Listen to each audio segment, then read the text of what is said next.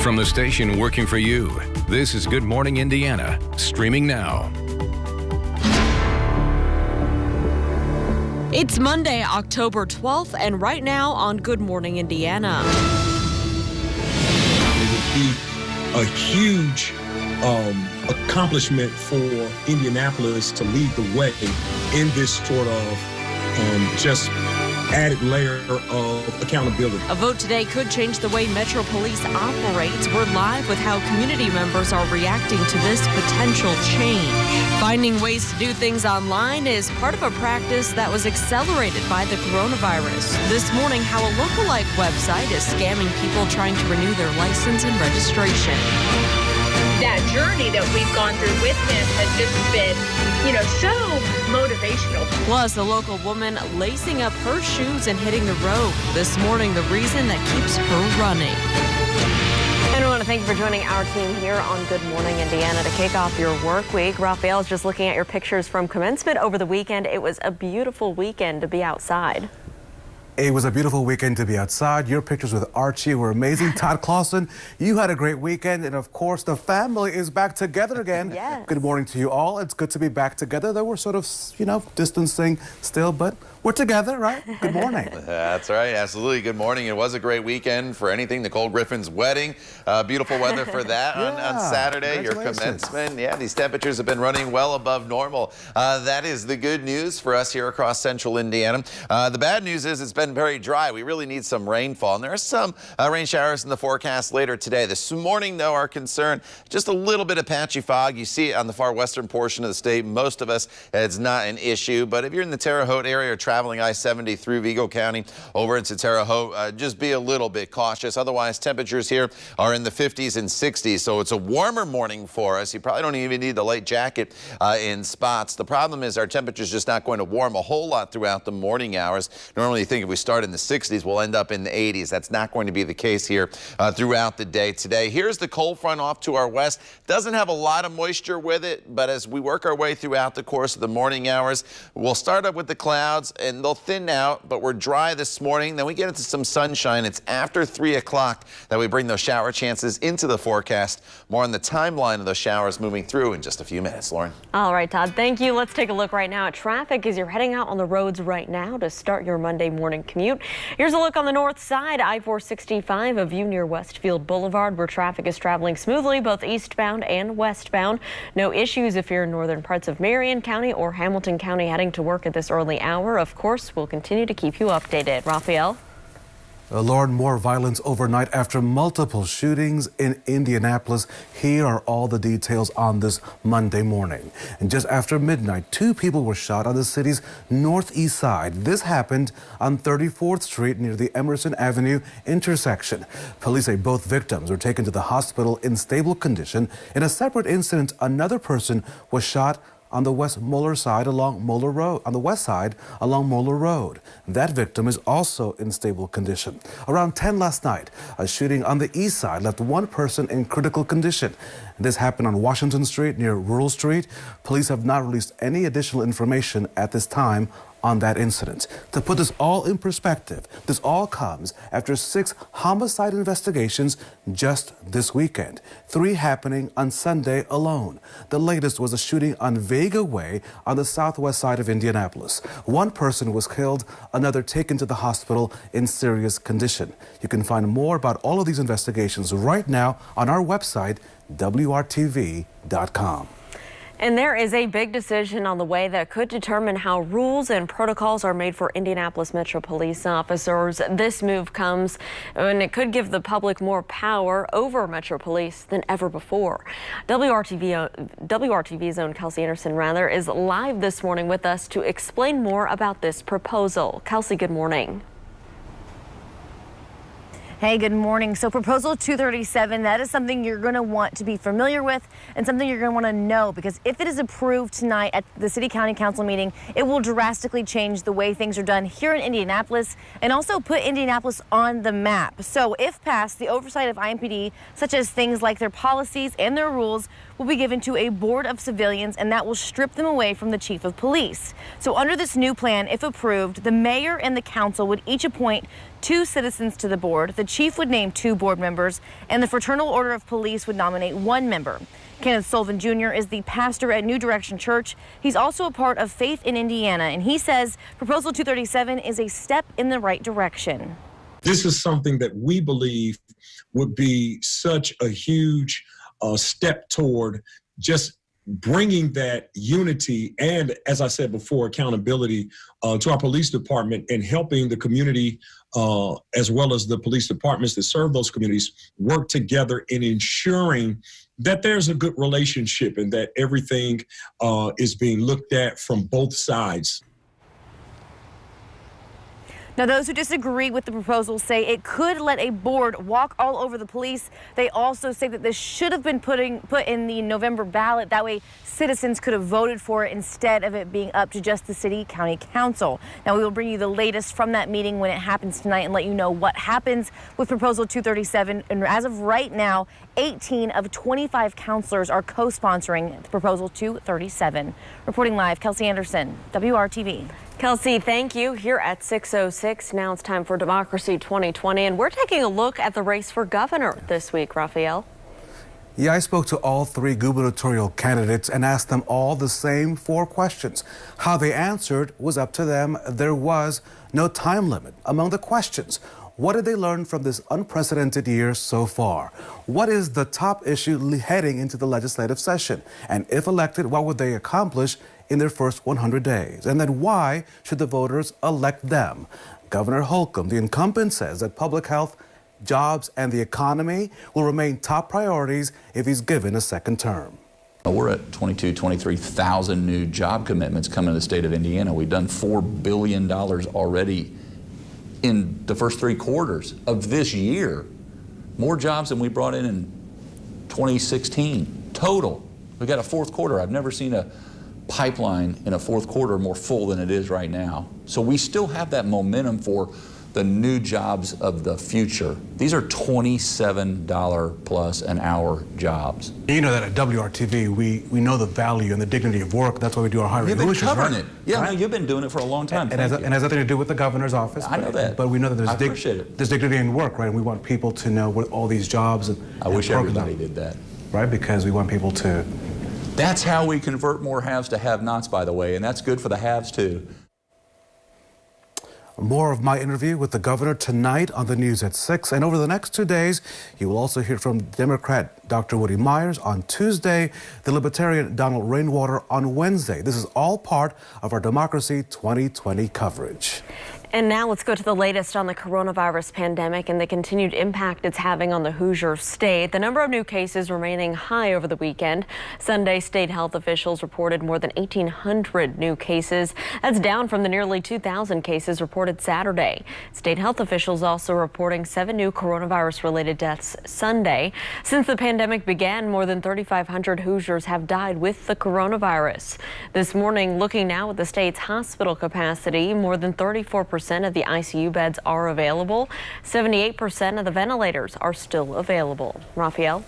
All IPS students, Lauren, will be back learning from home this week. This is supposed to be a fall break for the district, but they'll continue with online academics for the next several days. Now, meals will still be available at various IPS schools for drive-through pickup on Wednesday starting at 7:30 in the morning. You can find more details about locations on the district's website, myips.org. All students are scheduled to return to the classroom next week, either in person or on a hybrid schedule. This week, you can get a free flu shot at various Community Health Network locations. Starting today through Friday, drive-through flu shots will be offered at Community Hospital East, this from 10 a.m. until 3 in the afternoon. These will all be given out on a first-come, first-served basis, so be mindful of that. You must be 18 years old and you must wear a mask. Then this upcoming Saturday, drive-through shots will be offered at Community Cancer Center North and Community Hospital South. The times on that from 10 a.m. until 2 in the afternoon. At 6:10, a woman is raising awareness for an issue that her family and many others are still dealing with during this pandemic by running a marathon. On Sunday, Sarah Gardner of Speedway took on the challenge of training for a marathon. Gardner's dad had a stroke 3 years ago and is still recovering. Right now, he's at a senior living facility out in Avon where the rules are strict, like many senior facilities, due to COVID-19. Gardner says she can't help him with his recovery. The marathon was a way, though, to remind people that so many people are still unable to be with their loved ones in nursing homes right now. That journey that we've gone through with him has just been, so motivational because he never gives up no matter what. And I thought, okay, if he can do this and continue to try to get better, even now with this pandemic, I thought I can do a marathon. Well, the family is working on a way to get Gardner's dad out of the facility so they can be together during the holidays. Wishing him the best. Check your calendar. It is Columbus Day, which is a federal holiday. In case you have forgotten, that means that there are some closures that you should know about. All state and federal offices will be closed today. Some county offices may be closed as well, so make sure you check on that. That means that some early voting sites might be closed. You'll want to check ahead before you head out. The Postal Service will not deliver mail today. Your bank may also be closed. How to give Indiana teachers a pay raise? That was the purpose of a commission put together by the governor. Coming up, why the team's findings could now be put on hold. Lauren? Plus, more bullies are using their computers to target victims. Coming up, how many tweens say they're victims of this growing problem. Todd. And it's not a bad start to our work week here across the area. There's a little bit of cloud cover, some patchy fog this morning, but temperatures, they will continue to run well above normal once again for today. We really need some rainfall, and there is an opportunity today after 3 p.m. We'll highlight the timeline of those showers moving through using TrueCast for you hour by hour coming up when Good Morning Indiana continues right here on WRTV.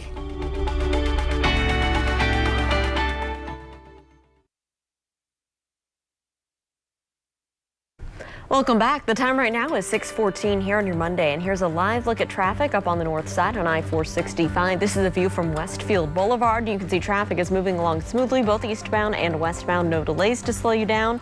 We'll have more news coming up here, but traffic for your commute is up to speed. No problems. Lauren, we do have some breaking news on this Monday morning right now into our newsroom. A person shot overnight, we are told, has now died. This happened on Washington Street near Rural Street around 10 last night. To put this in perspective, this is the 7th deadly shooting since Friday evening in Indianapolis. Police have not released additional information at this time. We are working to learn more, and we'll bring you the very latest as more information becomes available both on air as well as online. Here at 6:15, it will be after Election Day when we'll finally get to see a report detailing some recommendations on teacher salaries here in the state of Indiana. The Next Level Teacher Compensation Commission was selected in February 2019. Governor Holcomb tasked that commission to examine long-term solutions for increasing educator pay. A draft of the report was scheduled to be released this summer, but the commission's chairman said releasing that report during the pandemic wouldn't be fair because of the state's fragile economic status. The Indiana State Teacher Association president says the state needs to find the funds to adequately pay teachers. A program aimed at empowering African-American youth here in Indianapolis and all over central Indiana is now adjusting how they're serving families during this pandemic. For the first time ever, the Center for Leadership Development's history programming is now available for students virtually. The program serves about 4,000 kids. It teaches them character development, educational excellence, as well as community service. They offer tutoring and counseling to teach study skills, note-taking, and other areas to improve in school and in life. It does give you a lot of different options of different things you could be, different things you can do. Like, there's no limit to anything we can do. The CLD is also working to create satellite locations in some of the city's highest crime areas to meet students where they are. You can find more information about them and this great program on our website, WRTV.com. Well, after helping in the aftermath of Hurricane Delta, Indiana Task Force 1 is heading home. The 35-member team was stationed in Baton Rouge, Louisiana to support relief efforts there. They are scheduled to be back here in central Indiana later today. And let's get a look at our forecast for later today here in central Indiana. Todd, what can we expect? You know, as we break it down into day parts for you here, Lauren, you're going to experience different things throughout the course of the day. It's not one of those days where it's just completely quiet from start to finish. This morning, it's not a huge concern, but there is some patchy morning fog out there. This afternoon, we get into some sunshine, especially the early afternoon hours, and then a cold front is going to arrive, and that's going to bring showers in probably late afternoon, early evening, but all the showers are going to be pretty spotty in nature. That is the good news, but your morning commute is just fine. You notice the clouds are in place. No visibility issues here in downtown Indianapolis, but this pocket of reduced visibility kind of started just west of downtown, moved through Cloverdale. Now it continues to push further to the west, and the lowest visibility we have is in Terre Haute right now with 0.6 of a mile. So again, it's not a big issue for us here this morning, and I think the visibilities will continue to get better even in those western locations pretty quickly this morning. Temperatures in the 50s and 60s. If you haven't walked out the door yet this morning, you're going to walk out and you're going to say, this isn't really all that bad. We've been used to some of these very cool and crisp mornings over the past week or so, but today the temperatures are actually above normal already this morning, and we'll hold pretty steady with these temperatures in the 60s with the clouds that are in place right now, and then eventually we'll slowly start to warm as the clouds thin out, and by the noon hour we're already getting close to about the 70-degree mark, but you can see just a little bit in the way of cloud cover in place here this morning. As far as the rain chances go, this cold front is off to our west. This front does not have a lot of moisture with it, but it does represent at least an opportunity here to pick up some scattered showers as we work our way into the afternoon hours.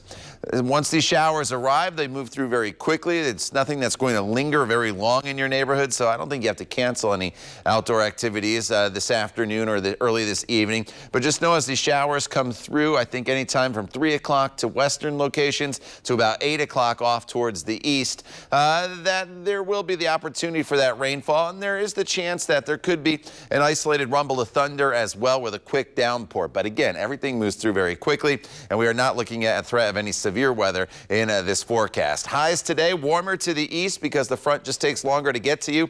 Low to mid 70s in western locations, close to 80 as you make your way to Muncie, over into the Newcastle and Shelbyville area, about 74 to 75 in Indianapolis. All these temperatures are above normal. 80 in Columbus and Seymour today. Spencer with a high temperature of 76 degrees. Here's a look at your 7-day planning forecast. Tomorrow's a beautiful day. We start in the 40s though, and then go up to 72 with sunshine. It's probably the best weather day of the week. 75 on Wednesday, but Wednesday's a pretty windy day for us out ahead of the next cold front that'll bring a better opportunity for some rain showers to the area on Thursday, followed by cooler temperatures by the end of the week. Lauren? All right, Todd, thanks so much. Let's take a look at traffic as you're heading out the door this Monday morning. Taking you over here to the southwest side. This is a live look at I-465, a view near Man Road, where traffic is traveling up to speed. It is picking up, as you can see by all the headlights there on your screen.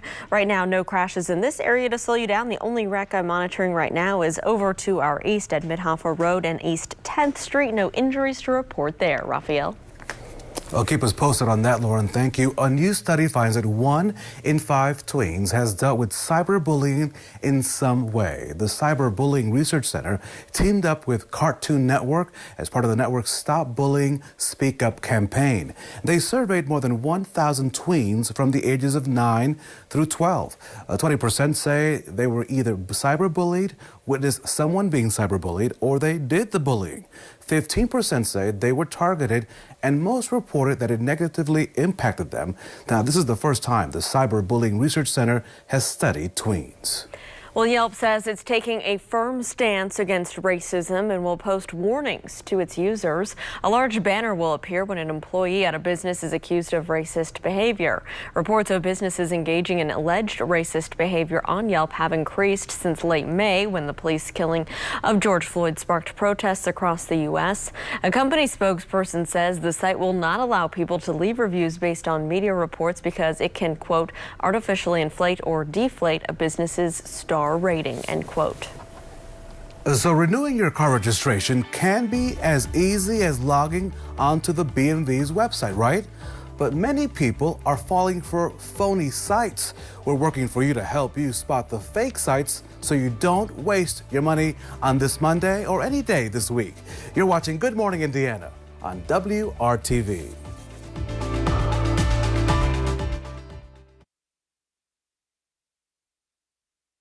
Welcome back to Good Morning Indiana. The time right now is 6:25 on our Monday. Raphael, let's talk about what is trending at 6.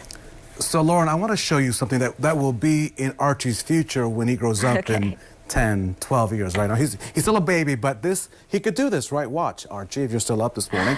3 teens will be waking up this morning feeling really extra special, and wouldn't you feel like that way as well if the big kahuna you caught was one of these? Check that out.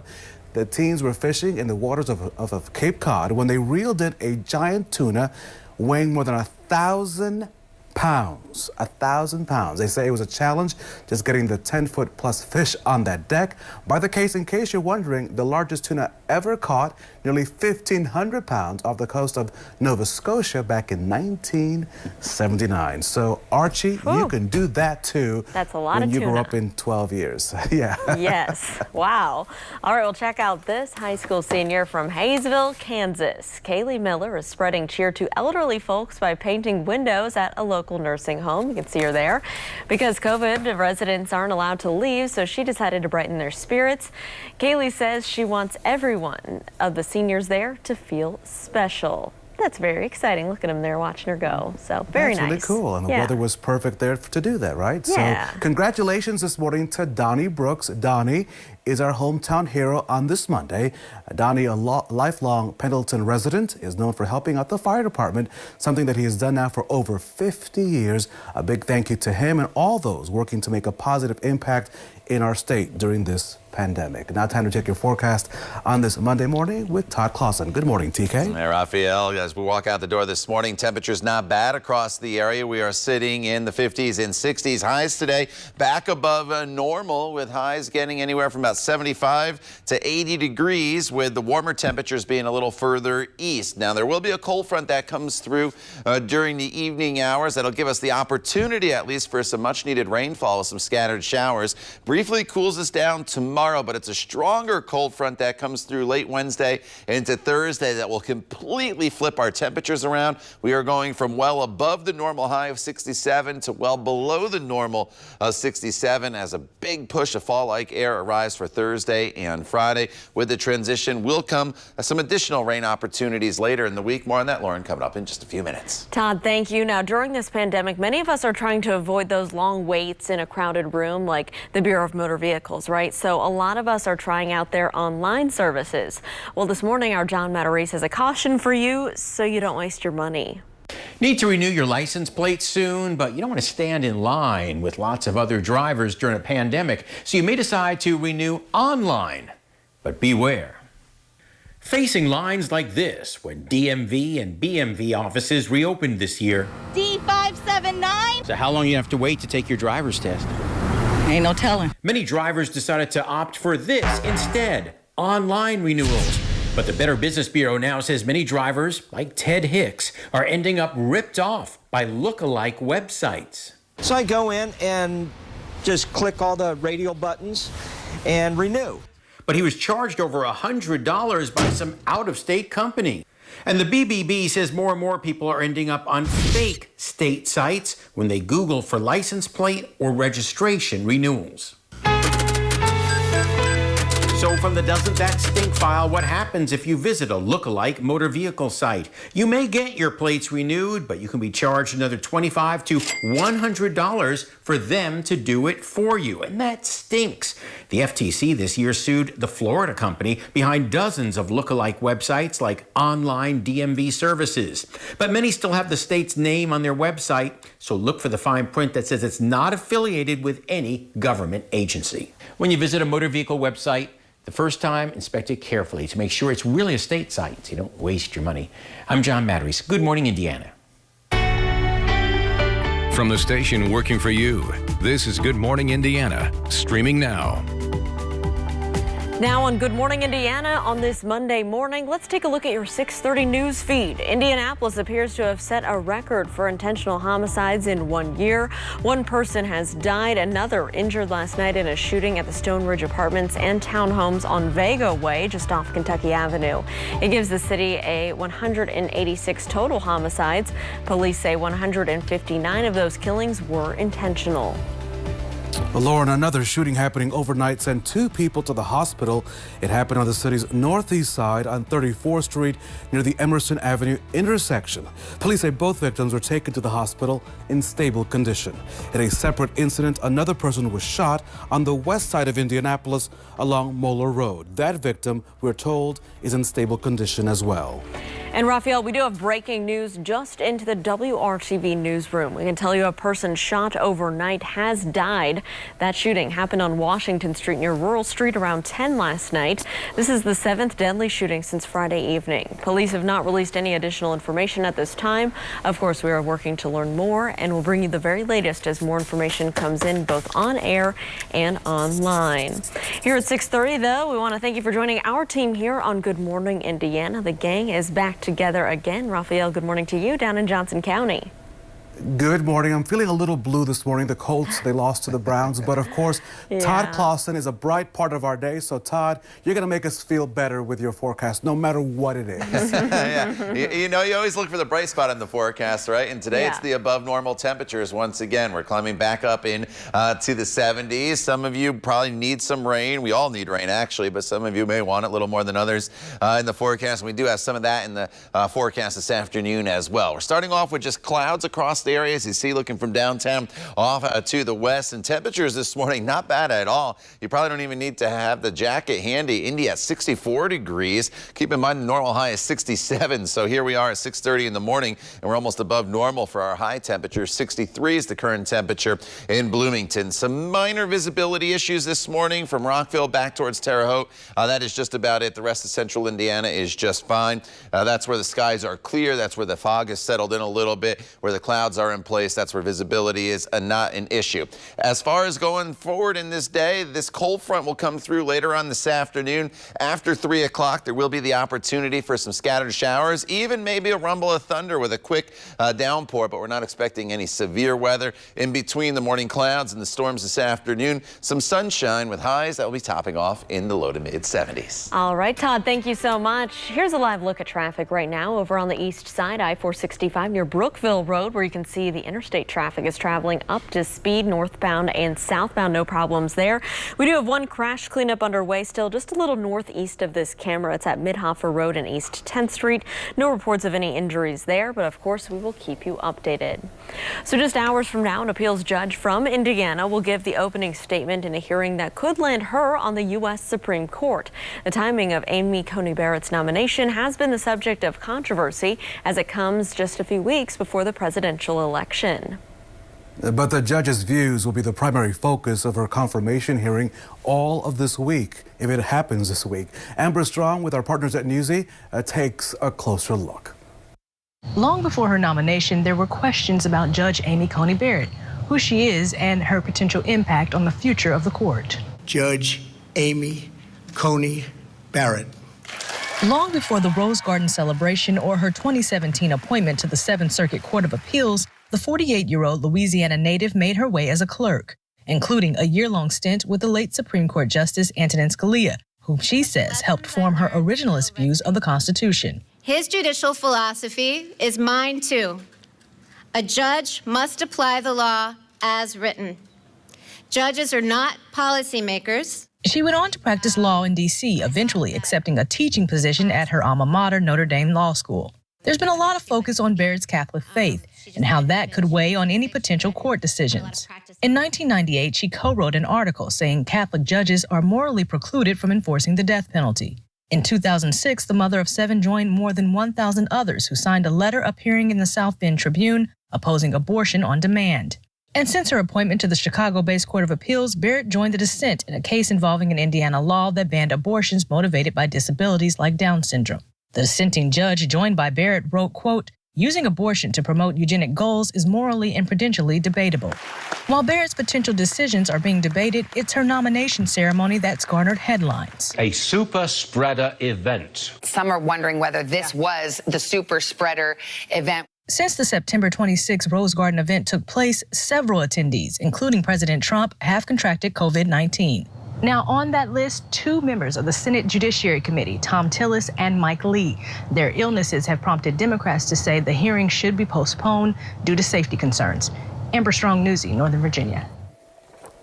Amber, thank you so much. A reminder, WRTV will have live coverage of the opening statements from Judge Barrett's confirmation hearing.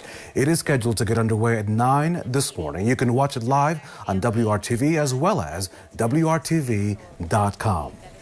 The time right now is 6:35. A spike in COVID-19 cases in Indiana continues today. The state health department reporting another record number of cases over the weekend. On Saturday, 1,945 new cases were reported. That's the highest single-day total since the pandemic began. On Sunday, the number of new cases dropped to 1,579, but that was still the 3rd highest single-day total for Indiana.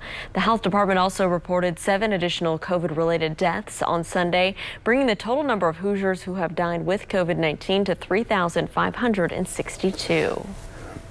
So as this pandemic continues to drag on, it has obviously impacted food insecurity for many Hoosiers in our state. And one organization is now working to help those who are hungry today. The not-for-profit Million Meal Movement is working to help those in need right now.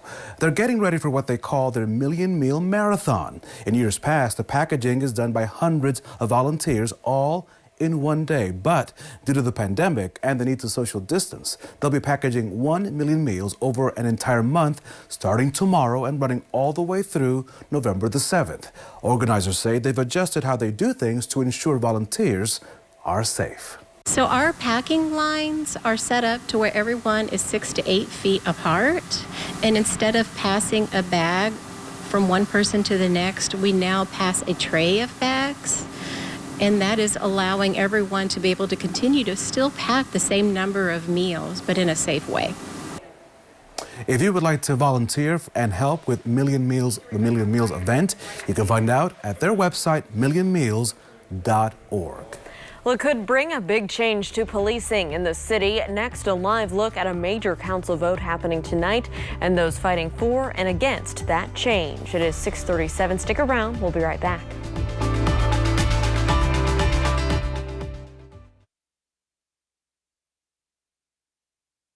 Welcome back to Good Morning Indiana. The time now is 6:39.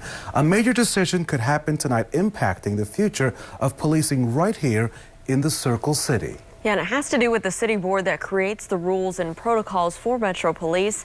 And our Kelsey Anderson is joining us live this morning with more on what led up to tonight's key vote for the City County Council. Kelsey, good morning.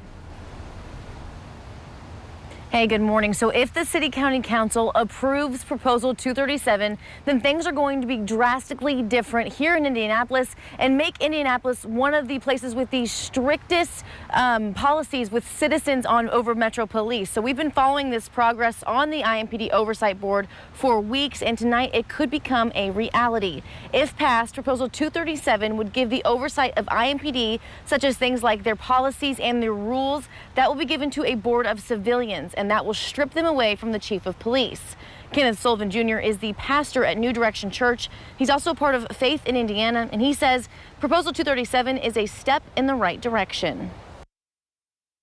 It would be a huge accomplishment for Indianapolis to lead the way in this sort of just added layer of accountability. So if approved tonight by the City County Council, Proposal 237 will put the nation's strictest citizen oversight board in place. Now, those who oppose this proposal say that it should have been put on the November ballot and been left up to the citizens to vote on instead of the members of the City County Council. Now, again, that vote is tonight. We will, of course, update you on air and online. And as it stands right now, 18 out of 25 council members are co-sponsoring this proposal. Reporting live, Kelsey Anderson, WRTV. Kelsey, thank you. Another council vote scheduled for tonight will impact Metro Police. The council is set to take a final vote on the budget for the next fiscal year. It includes an additional $7.7 million for the police department. IMPD says that money will be used to hire more officers, additional body cameras, and other equipment, and for legal settlements. But the budget plan prompted a number of negative comments from community members at the public hearings following the summer protests over police shootings. Those opponents have been calling for money from the police budget to be moved towards social programs, mental health services, and residents struggling during the pandemic. Of course, we'll have the latest on the council votes tonight on the news at 11 right here on WRTV. Lauren, now to Democracy 2020, and if you've stood in line to early vote in Indiana for this year's general election, as you know, you have not been alone. In fact, let's look across the country. A new survey of election officials shows that almost 10 million Americans have already voted. That's according to data from 36 states and the District of Columbia. So the actual number is likely much higher. So far, Democrats lead Republicans in the states reporting those returns by party. Of course, this does not predict the outcome of the presidential election. Polling shows that Republicans strongly prefer voting in person on Election Day instead of using early options. Here in Indiana, early voting continues through noon on Monday, November the 2nd. And please let WRTV be your central source for all that you need to know before November 3rd. Go to our Vote in 2020 digital section on our website, and there you will find everything that you need to know, including who is on your ballot, where you can vote and when, how early voting works, what mailing in your vote looks like, and any other question that you may have is all right there. So keep that tab open at WRTV.com/vote in 2020. Bringing hope to those who may think they don't have any. Next, the organization that hopes to offer a hand to Hoosiers who are looking for help. Todd. And Lauren, 54 days ago is the last time we've seen more than 1/10 of an inch of rain in the city of Indianapolis, the longest stretch on record. Well, there is the opportunity today of a few showers later on this afternoon, a better opportunity of more showers moving through the area on a Thursday as we deal with not one, but two cold fronts heading our way. We'll detail it coming up in your WRTV Storm Team forecast.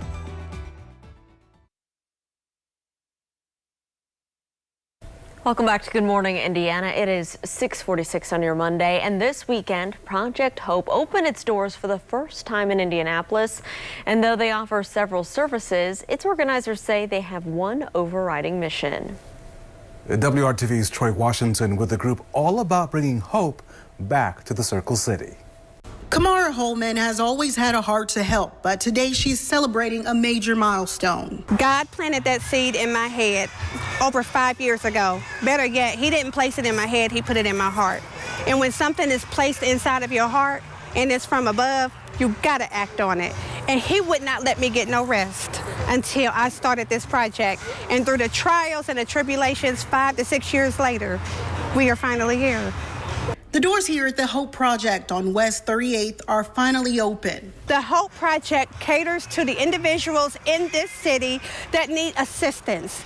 If they need assistance with clothing, we've got it for you. If you need assistance with counseling, free domestic violence counseling, free drug abuse counseling, free depression and anxiety counseling, that is what the Hope Project is all about. And we also do job search and resume assistance just to help individuals get back to where they need to be. So why does she call it the Hope Project? Actually, that part is easy to explain. I want to show them that you have people in this city that actually care about what you're going through and that there's always hope for tomorrow, hope for a brighter future. And if it takes a shirt, if it takes a pair of shoes, if it takes resume training, counseling, free of charge, we're going to be there to help you out. She wants people to know that help is never out of reach. What they need to do is go to thehopeprojectindy.com, register, tell me what it is you're going through, tell me what it is you need. Email comes directly to the Hope Project email, and one of our staff members will reach out to you, meet you here at the center, and get you what you need to help you get along the way. Working for you, Troy Washington, WRTV. All right, thank you there, Troy. The time now is 6:48. As you walk out the door here this morning, you're walking out to pretty quiet conditions, and you're also walking out to temperatures that aren't all that bad here this morning.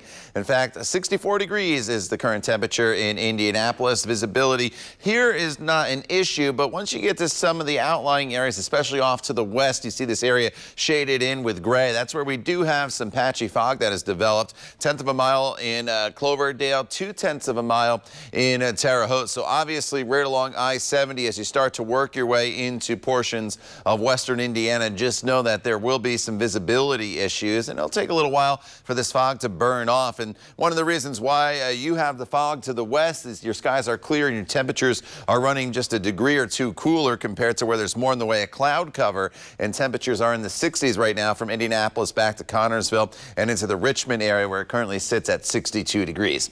Temperatures won't really move a whole lot over the course of the next couple hours because of that cloud cover, but as the clouds start to thin heading into the noon hour, that's when we'll see those temperatures start to jump up into the upper 60s and right around 70 degrees, and you see some of this cloud cover starting to work its way in. And that's the remnants of what was a Hurricane Delta. We missed all of those. That will not impact our weather, but there is a cold front off to our west, and this will make its way through central Indiana later on this afternoon. So while it's not the brightest start for us, we're dry here this morning. The clouds will thin a bit this afternoon for partly cloudy skies.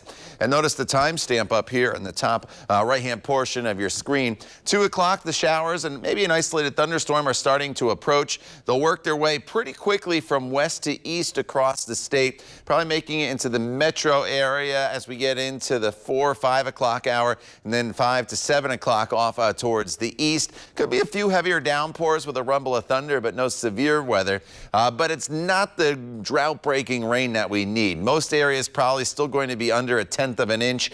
Could be a few locations there off towards the east with a heavier downpour and a thunderstorm or two that picks up just a little bit more in the way of a rainfall. So this afternoon after 3 o'clock, look for some scattered showers and storms. They're out of here by 8 p.m. though, and behind this front, temperatures will cool off very quickly back into the 50s throughout the evening hours, and then tomorrow morning as you wake up, it's going to be about 20 degrees cooler across the area. So tomorrow you definitely need to have the jacket, but it's a beautiful day with lots of sunshine, a high rate around 70 degrees. Wednesday still mild, but very windy on Wednesday. And then as we get into Thursday, another cold front brings another round of rain opportunities here for central Indiana, followed by much, much cooler air by the end of the week with lows in the 30s and highs, Lauren, only in the mid-50s. All right, Todd, thank you so much. Let's take a look right now at traffic as you're waking up and heading to work or school this Monday morning. This is I-65 near Whiteland Road down in Johnson County. Good morning to you. You can see traffic here is traveling up to speed both northbound and southbound. No crashes, no delays to slow you down.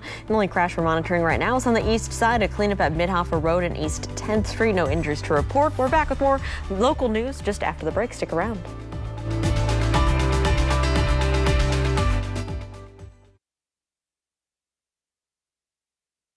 The time right now is 6:54 on Good Morning Indiana. Raphael, let's take a look at some of our top stories this Monday morning. Lauren, the Supreme Court nomination for federal judge Amy Coney Barrett begins this morning on Capitol Hill. The nomination for the federal appeals judge and Notre Dame law professor is moving forward despite concerns from some about potential COVID-19 spread among some Republicans on the Senate Judiciary Committee. We'll have full coverage of the hearing coming up on Good Morning America right here on WRTV.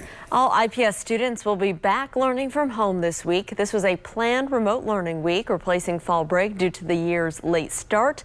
Meals will be available at various IPS schools for drive-through pickup on Wednesday starting at 7:30 a.m. You can find more details about the locations on the district's website at myips.org. And sending some mail might get more expensive next year. The U.S. Postal Service says the price of first-class stamps will remain 55 cents, but the post office will boost the price for each additional ounce on heavier letters to 20 cents per ounce. That's a 5 cents increase from the current rate. The price of mailing a domestic postcard will also go up by a penny to 36 cents. The changes are all scheduled to take effect on January the 24th, which we hope that January 24th, Todd Clausen, will be just as as nice and warm as it is today, but I can bet you a stamp that it will not be. Keep your fingers crossed there, Raphael, but I think your bet is probably going to be a pretty good one. Because, hey, if you're in the 70s in January, you're doing all right. 74 today is the expected high temperature. Morning clouds, some sunshine this afternoon, but look at the chance for some scattered showers to move in here after 3 o'clock. It'll be a cold front sweeping across the state from west to east. Not a lot of rainfall, but an opportunity. Tomorrow's a beautiful day. Starts off cool, 72 with sunshine in the afternoon, and then as we get into Wednesday, partly cloudy skies. It's warm, still at 75 degrees, but it's breezy, as we could see some wind gusts on Wednesday to 20 to maybe 30 miles per hour. Thursday, the cold front comes through around a scattered showers. Probably the best opportunity for more widespread rain across the area is on Thursday, and then following that front, much cooler but bright for the weekend. Friday, Saturday, and Sunday features lots of sunshine, especially Friday and Saturday morning, though, starting in the 30s, ending with high temperatures that will be in the mid-50s. So a very spring-like or early fall-like forecast with the warmer temperatures at the start of the 7-day, and then much cooler temperatures, Lauren, by the end of your 7-day. All right, Todd, thank you so much, and thank you guys at home for joining us. We're back here in 25 minutes, and of course, we'll be on the road Good Morning America with local news, weather, and traffic updates. We hope you have a great Monday.